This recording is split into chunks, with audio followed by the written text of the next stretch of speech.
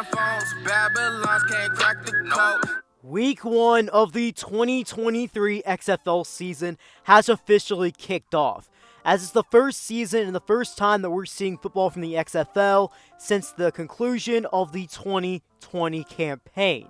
And I would say the first week went really well, as we got to see how the XFL would be in this new era starting off in 2023, and honestly, I'm more excited than I was in 2020. The fans also seem to be bought in and invested, as fan support was still there from the league, even taking a break from 2020 to 2023. Every team that had a home game, the crowd was into it, and I would say all the crowds were pretty good.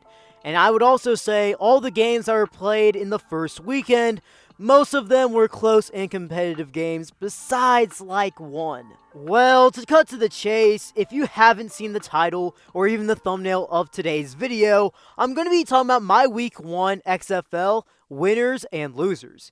And before I move on, remember to smash that like button and subscribe if you haven't already. Now let's get into it. My first winner of the week is the Arlington Renegades defense. In this Week 1 matchup, it was the Renegades versus the Vegas Vipers. The Renegades would win this matchup 22-20 very late in the game.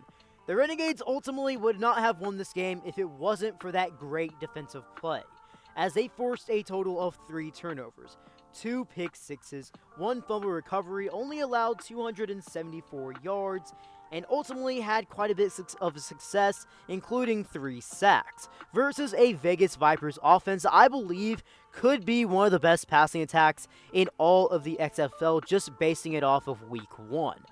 And honestly, if you want to look even more at this game, the Renegades did not have a lot of success on offense. That Vegas Vipers defense came to play, as the Renegades offense, they had 3 sacks, maybe had some of the lowest offensive total yardage that you could have had out of all the XFL teams in Week 1. I don't think it's quite the lowest, but it's definitely one of the lowest for Week 1 teams, as they didn't score a single touchdown on offense, and ultimately the defense won this game.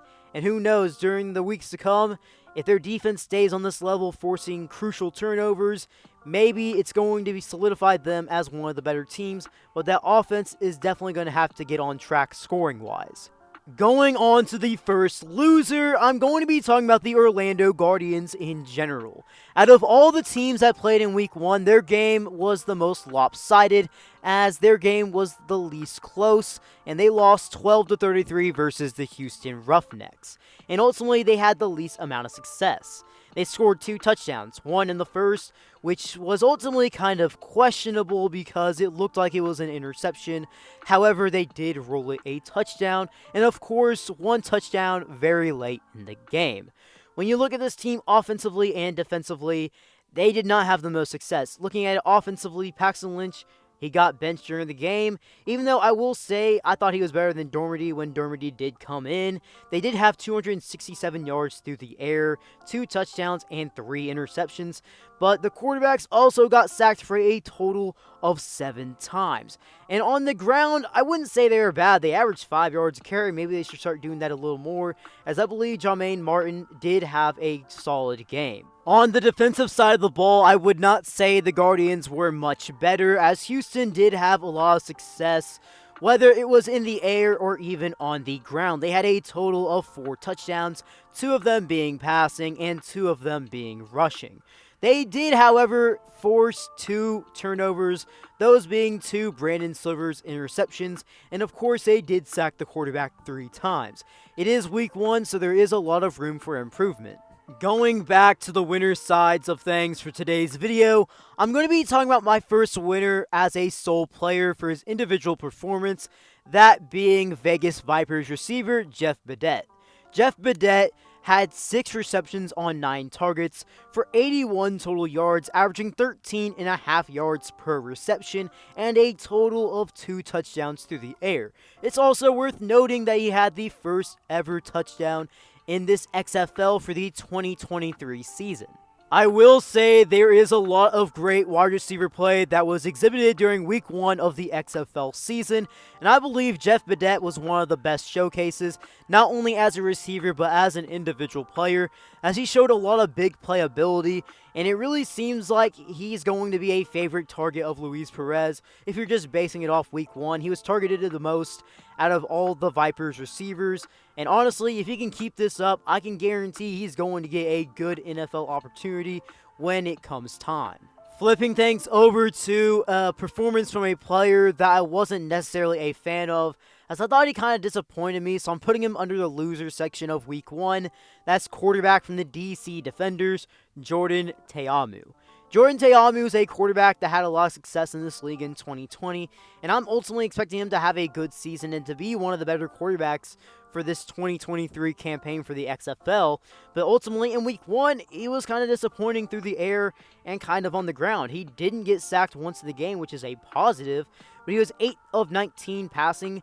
He threw for 86 yards, averaged 4.5 yards per completion, and of course had 0 touchdowns to the air compared to 1 interception, and on the ground rushed for a total of 9 yards and 1 touchdown, which is a positive. But when looking at this team as a whole, the offense had no success versus the Sea Dragons. The Sea Dragons has a very good day on defense, and it was very apparent that it got to the Defenders' offense, as the Defenders had the lowest offensive total yardage out of every XFL team. Only 93 yards through the air and 84 on the ground. Despite the offensive woes that the Defenders had, they would ultimately win this game 22-18. For the final winner that I have in today's video, I'm going to be taking it back to another team in the XFL, this time being the Houston Roughnecks, who I believed had the most complete team on offense and defense as it goes for XFL in week 1. As I mentioned earlier in the video, on the loser section of the Guardians, the Roughnecks really had a lot of success on both sides of the ball versus them, as they won the game 33-12. On offense, the Roughnecks had 353 total yards, 4 touchdowns, 2 in the air, 2 on the ground. They did have 2 turnovers and 2 interceptions, and of course, they would be sacked a total of 3 times, which ultimately isn't the biggest deal in the world, especially when you would end up winning the game 33-12.